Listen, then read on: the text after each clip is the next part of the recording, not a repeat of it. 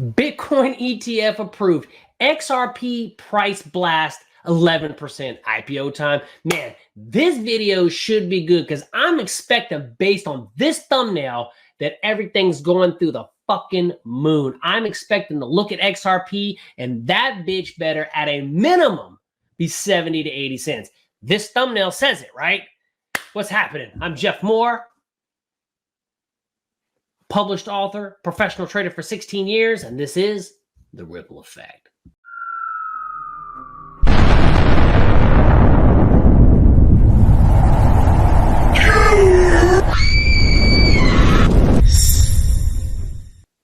Hey, welcome back to the show. Do me a favor, man. If you are an XRP supporter, you love Ripple, or you're just sick and tired of everybody out there saying the same old shit, right? Or telling you that this fucking bitch is going to go to the moon, and then you're looking at the chart and it's exactly the same every day. If you're sick and tired of it, hey, give me a thumbs up. Spread this video out because we're calling them out. I really appreciate it. Hey, thank you very much. And if you share this video for me, let me know. I'm going to send you a copy of my new book, Market Intelligence. Okay, Bitcoin ETF approved, XRP price blast. This bitch should be going to the moon. Before we get into the video, let's just look at the chart really quickly to see this fucking explosion. All right. So XRP is XRP is 59 cents. Yeah, if I'm not mistaken, that's pretty much where it's been for like ever. No. The thumbnail said XRP blast. It's game time, IPO, everything's bitch. It's 59 fucking cents. It's 59 fucking cents. Come on, man. Stop fucking getting out there and telling people this shit's going crazy. It's 59 cents. Calm the fuck down, all right? Had to get that off. Let's go ahead and get into the video because I can't wait to hear this shit. Hey everybody, this is the Digital Asset Investor, and while everybody's talking about the Bitcoin ETF being approved, which is big. This title says XRP price surge. Did that really surge? Let's get real. We always knew it was going to open the door not just to Bitcoin, but all of crypto, and then it's going to light the spark. Really quick, now I'm not saying over the long haul it's not going to have some big ass effect. I believe it will, but these titles of price surging, it's exploding, everything's fucking great, we're going to the moon, that is just fucking ridiculous. We're not in the moon right now. It's the same damn price as it was.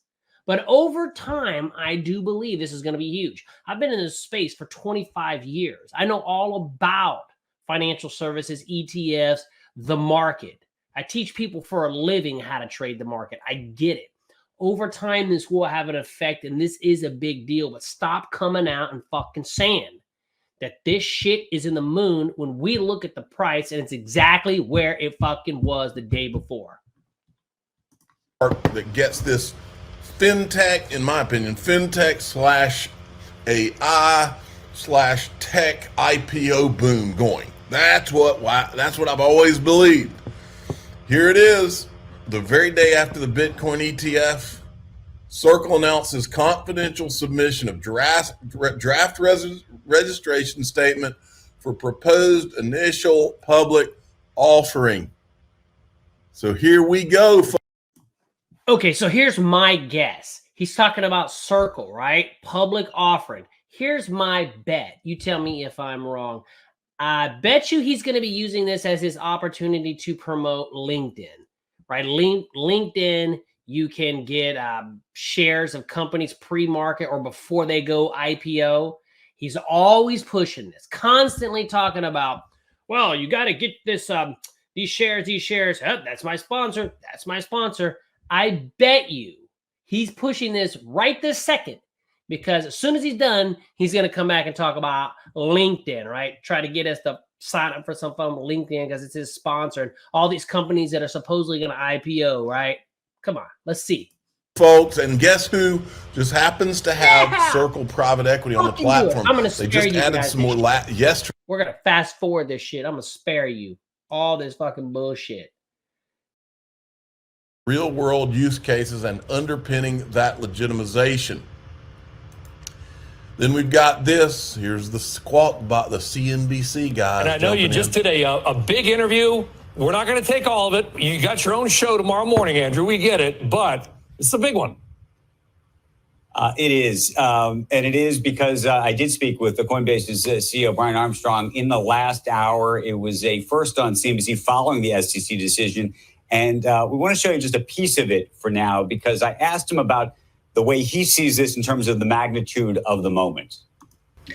First of all, it's crazy on that Bitcoin ETF, you know, that it was basically 1 vote away from not getting approved. There's 5 commissioners, 2 voted against it, Democrats, 2 voted for it, Republican, which I don't give a shit either one. Then Gary Gensler was actually the tiebreaker. And some people are saying that, oh, Gary Gensler, you know, great job. He was the tiebreaker. He could have said no. No. It was all on his shoulders. If he would have said no, he'd have been fucking crucified. So let's not give this motherfucker any credit whatsoever. He's an idiot, scumbag, corrupt piece of crap. He had no choice. If he would have said no, they would have fucking strung his ass up, lit his motherfucking on fire. So I'm gonna give him no credit. He had no choice. Okay, no choice. This is a monumental step for the crypto industry and for Coinbase too. And the reason is that, look, there's 52 million Americans who have been using crypto over the past decade.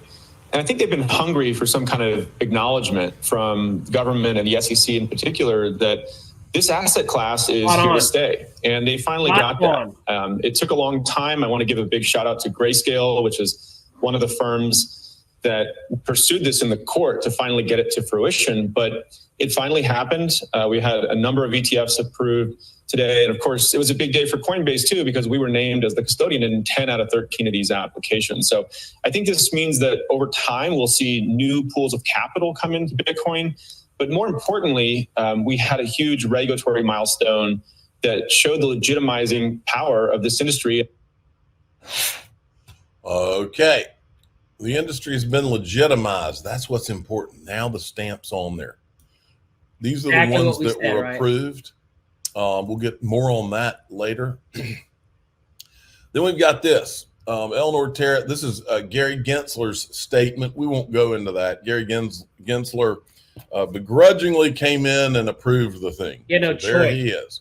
No choice. Then Meta lawman Hester Pierce also did her own write-up and tore Gary a new one. Meta lawman summarizes it, and Hester Pierce just issued another scorcher excoriating Gary Gensler's leadership. Our arbitrary and capricious treatment of application in this area will continue to harm our reputation far beyond crypto. We have alienated a generation of product innovators in this space. That doesn't mean anything to Gary. And I corrected her I said, I think you're spot on, Hester Pierce. Only one problem. You assume that Gary is working for the United States. It doesn't take much research to realize he and his buddies, who's Gary really working for, right? Number one, the big banks, and kind of looks like he's working for China, right? I'm just saying, it's just my opinion, my thought. We know he's working for the banks. He's working for, I forgot that bitch's name. She's so dumb, but China for sure. His buddies really answer to. It's that country that starts with a C, and JP Morgan. There you go. Because remember, the Wall Street bankers, the JP Morgans, they don't view China the way you and I do out here as being, communist. They view it as, oh, this is a new global order that we're all going to be in. We got to work with them. That's how they look at it. They don't look at it and say, wait a minute, we can't have them blackmailing all of our politicians. They see it as just the blackmailed already, dude. They're fucking pieces of shit. This is how you know Gary's puppet masters have instructed him that now he had to approve. Exactly what we're talking about, right? He had no fucking choice. That's probably what he's going to say right here. Look at that. Look at who approved this shit and who didn't. Fucking scums. Bitcoin ETF, because his two ideologues that have been voting along with him, Crenshaw and Lazaraga, they voted down. Hester Pierce and this person, Ayuda, and Gary Gensler voted for the ETF.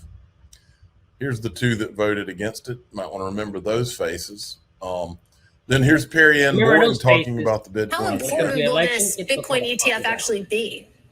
This is an incredible and historic moment for Bitcoin for a number of reasons. For one, it took 10 years to get here. For over 10 years, Bitcoin funds have been working to bring spot Bitcoin ETFs to market, and they were blocked for over a decade. It literally took the industry taking the SEC to court. The industry won, which really paved the way and forced the SEC's hand for the approvals that we're expecting today. So just to overcome that incredible journey of the SEC being charged with being arbitrary and capricious and really bringing to light that they've discriminated against Bitcoin as an asset class is one important victory. But also what's so important about spot Bitcoin ETFs is it allows for Bitcoin to be accessible to so many more people. ETFs are one of the most popular investment vehicles for both retail and institutional investors. Over $7 trillion are invested in ETFs currently.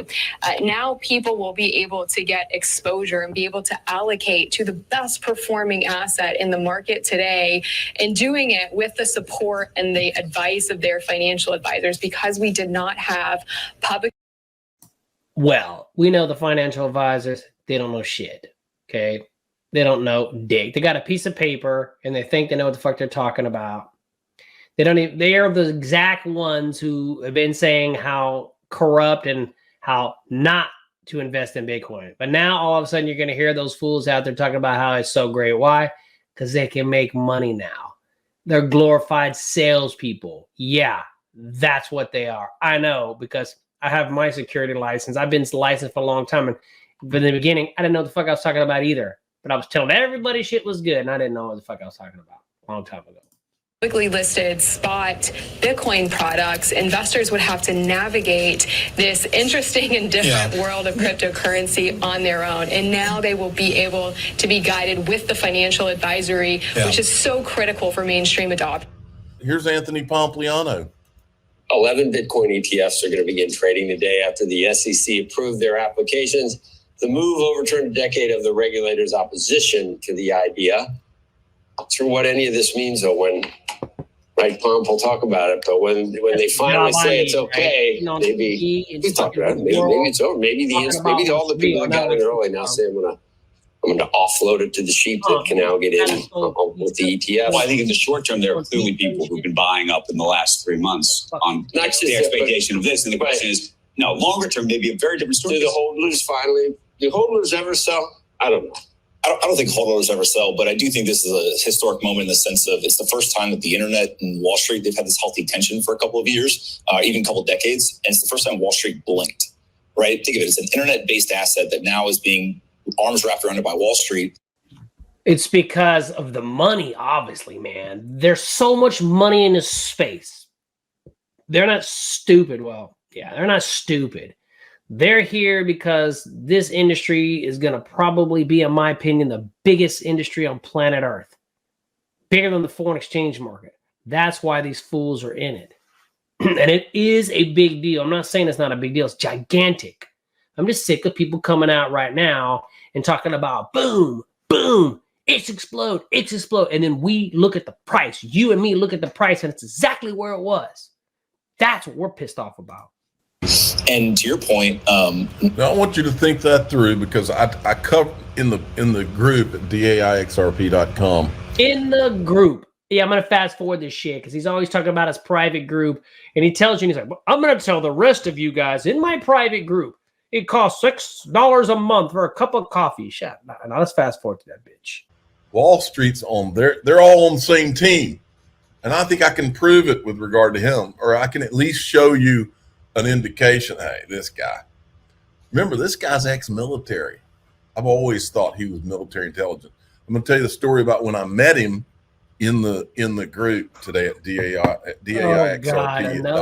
Another thing about your group. Shit, that's tell you some. That's it. I can't take that shit no more. Okay, my fucking group, get in there.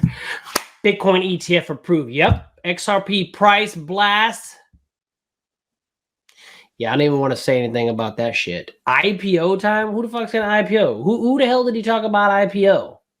Did he even talk about an IPO? I mean, I think he might have talked about IPO so he can push his link to, but oh, what? Oh, Circle. Are you fucking kidding me, dude? It's that big and you talked about it for like 3 seconds? Historic. It is historic ETF.